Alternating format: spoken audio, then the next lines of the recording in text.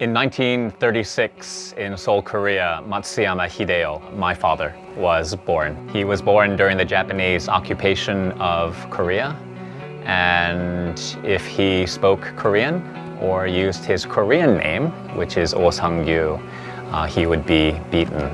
But our family were able to survive this very difficult time. My father, mother, and older sister moved to Philadelphia, and I was born. My name is Michael Oh. I grew up as a child of the American dream. My sister and I were able to eventually move out from the heart of the city, where the gangs and drugs and mafia were, to the edge of the city, eventually from the edge of the city to the suburbs. Following the Lord's calling was not really a part of my version of the American dream until my sister about literally dragged me to a Christian conference. And I was confronted with a really important, but to me at the time, a really scary question as well, a sobering question, which was, if you were to die tonight, do you know where you're going? And I didn't. And I wanted to know.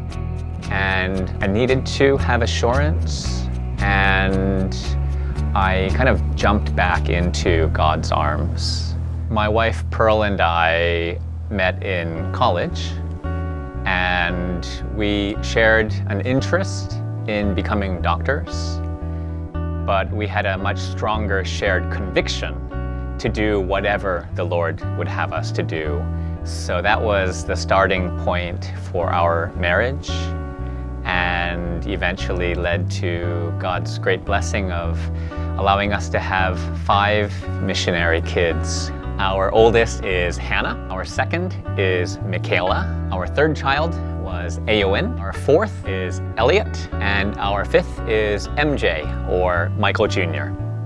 We had a growing conviction that the Lord would have us to give our lives for the 3 billion people in the world who have little or no opportunity to hear the gospel. When we read our Bibles and heard Christ's words, love your enemies, after trying to figure out what that would mean for us, because we didn't have any enemies that we knew of, it led us to thinking about God's call for us to love the Japanese, the historical enemy of Koreans.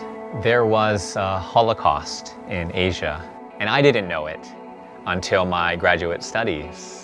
Potentially 30 million Indonesians, Chinese, Vietnamese, Koreans, and others who were killed under Japanese imperialism, possibly the largest loss of human life in the history of mankind.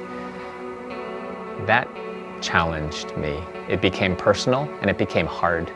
But the gospel doesn't shy away from the realities of human darkness. It was a reminder of my own darkness. During our short term in Japan, we asked so many missionaries, pastors, Christians, what can be done for Japan? And 100% of them all said, we need to train leaders.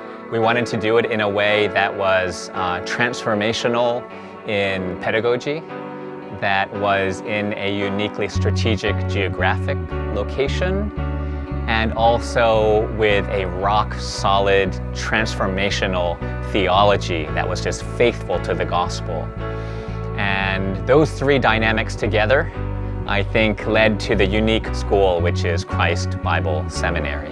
The vision for CBI Japan really started with Christ Bible Seminary. From there, we had further convictions, which included the desire to reach Japanese non-Christians with the gospel. We had been praying for God to allow us to be in a place where culture is being made, where influencers are being raised up.